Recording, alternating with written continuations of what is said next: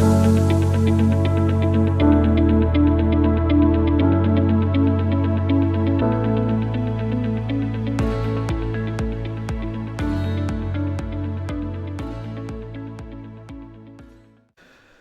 so as I've said earlier on, my view is that personality, it's not just my view, there's some good theory for that as well, but that personality comes to the fore when you move slightly away from just task performance and looking at the contextual performance aspect of a particular job.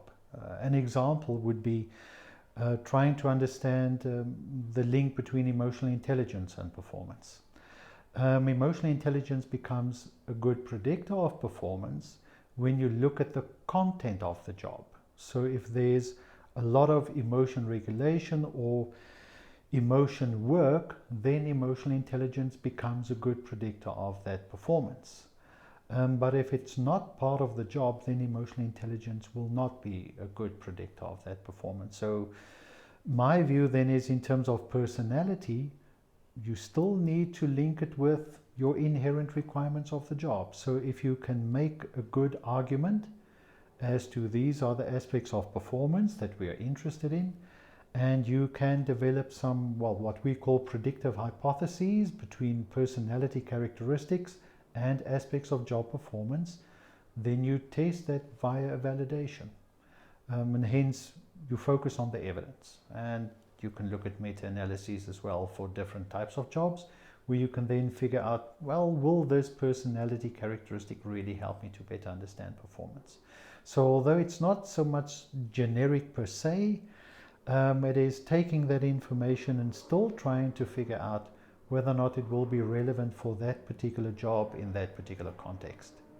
But in short, I'm not against personality measures as possible predictors of performance, given the context.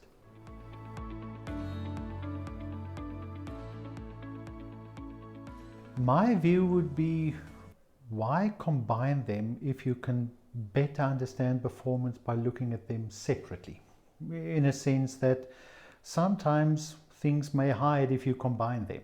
So you may not really understand the actual behavior or the process behind the performance if you start combining things. I'm not saying that's always the case, but it might be easier to then say, okay, but this competency consists of two things, and if you understand that process, then you're moving in the right direction.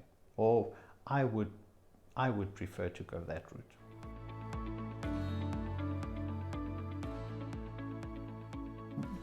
Moving into, I'm not saying moving into the future, but that's more of the more recent trends in terms of using different types of assessment in terms of possible predictors of performance.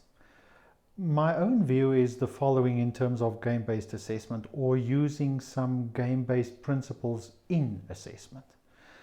If you still can identify which characteristics or competencies, or whatever the case it is you are focusing on, if you can identify which aspects of those characteristics are being measured through a game-based assessment, then at least you've got some line of sight between using that assessment and making sure that you focus on those characteristics that are relevant and not focus on those ones that are irrelevant.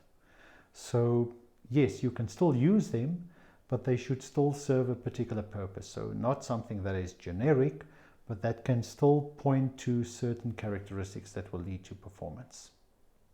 And if it is something that people enjoy completing or participating in, then there seems to be some evidence that individuals get so immersed in the game or in the process that they are actually exhibiting their true selves, or a more accurate sort of like portrayal of themselves. And that is then a good thing. So you don't then need to worry too much about some other noise creeping in. That's not to say all games are like that, but if the game is well designed, then it can be useful.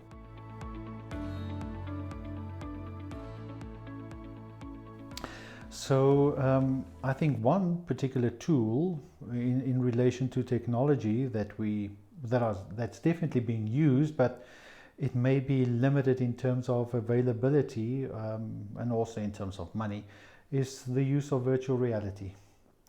In terms of taking individuals, let's say for example you're in a very dangerous working environment and you would like to determine whether or not the person is able to perform certain tasks, but without either letting something explode or someone dying.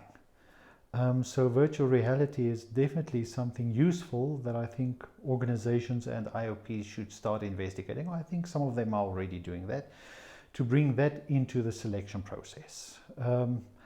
My apologies, I'm not now just talking against the SIOPSA, but at the Assessment Center Study Group Conference, we will be looking at the role of virtual reality as part of assessment centers. And actually using it in a game-based environment to then see, well, how do people problem solve? How do they work in a team? Even though it's a virtual reality environment, they still behave the way that you would hope them to behave, even if they were in the real situation. So I think virtual reality is one of the tools that more and more should be used depending on certain situations.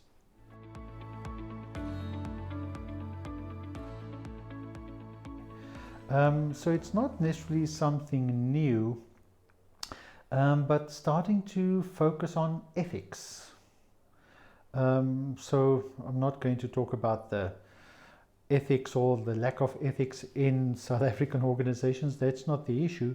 But given some of the things that we are experiencing in organizations, it might be useful to not just focus on integrity, but to look at ethics or ethical climate or ethical leadership, to start bringing those issues into possible selection scenarios, and still see if we can't use them as possible predictors for creating an ethical culture, which may be one of the measures for organizational performance. So I think bringing in a construct like that would be useful, or that's something that is definitely useful. But also in terms of the changing nature of work and the fast pace of business, maybe some interesting measures related to agility. So not just learning agility, but the ability to actually change gears quickly enough so that you can adapt to whatever is coming your way.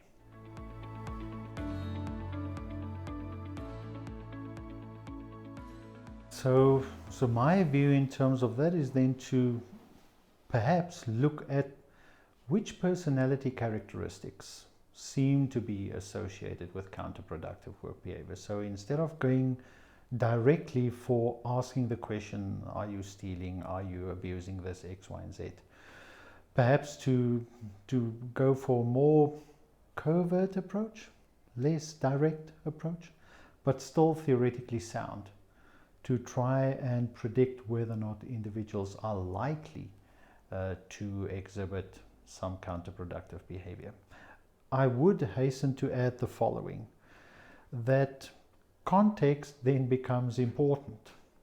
So although individuals may have a propensity for some counterproductive behavior, if the organizational context is of such a nature that they can't really exhibit those behaviors, then that will be kept in check.